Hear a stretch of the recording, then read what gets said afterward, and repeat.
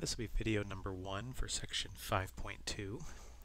We're going to start by skipping the first 6, and then we'll come back to them at another time. So, in this section, we're talking about areas under curves to evaluate integrals. And so, most of these can be answered with a simple sketch, and then using geometry to find the area. So when we look at number 7, we're simply talking about the function of y equals 5. And so as I graph the function y equals 5 right here, and I look from -2 to 1, and we focus on the area between the curve and the x-axis, we see we have a rectangle. The height of the rectangle is 5. The width of the rectangle is 3. And so the answer to the integral is 15. And these first couple will be very similar to that problem. We have to pay attention to the fact that on number 8, the function they want us to graph is the function y equals -20. And so as I go to graph -20, we're actually down here. So this is y equals -20. Constant function. And then when we look from 3 to 7, you'll notice very quickly that the scale really isn't that important to figure out the picture. And we have a rectangle that is 20 by 4, except for the fact that it is below the axis. And so the integral gives us actually what's known as a signed area, S-I-G-N, signed area. And the function value gives you the height, so in this case that function value is -20. So the area simply becomes what we would call -80. Number 10, don't be confused with pi over 2, it's just a constant. So much like the last question, last two, we have a constant value of pi over 2. And we're going to look from -4 to -1, which again makes a nice little rectangle, the height of which is pi over 2 and the width is 3. So we simply get pi over 2 as a value times 3, which is 3 pi over 2. It's above the x-axis, so it is positive. I know some of you look at pi over 2 and suddenly your brain goes to trigonometry, but this problem is not a trigonometry problem. I did label this incorrectly. As I scan back, I see it says d theta, and again all that's telling us is that the x-axis is really the independent axis is really the theta axis this time. And so from theta of -4 to theta of -1 doesn't really matter. The output is always pi over 2. And pi over 2 is not some weird trig thing, it's just 3.14 divided by 2, so it's just a constant, and so it's just like all the others.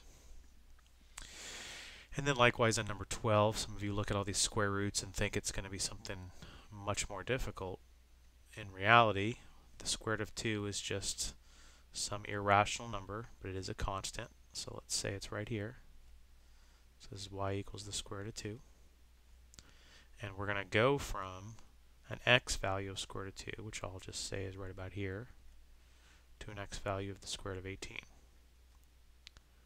And so once again, we still have a rectangle.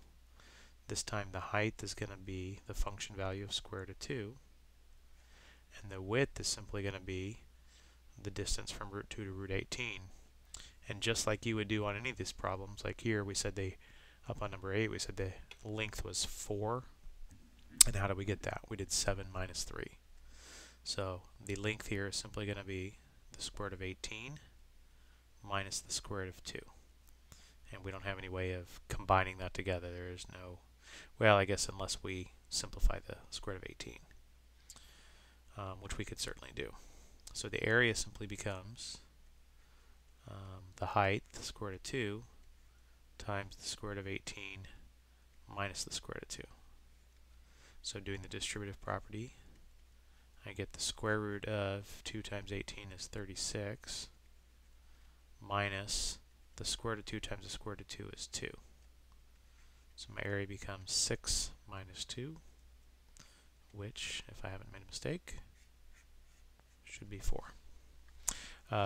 Going back to number 10, I believe on my answer key I said that this answer was negative. It is clearly not negative because, again, the y value is above the axis. Okay, so continuing with this, it's more or less the same thing, except now we no longer have constant functions, so we just don't have a horizontal line anymore. So all that means is, as we go to figure out the picture, it's just going to be slightly more complicated.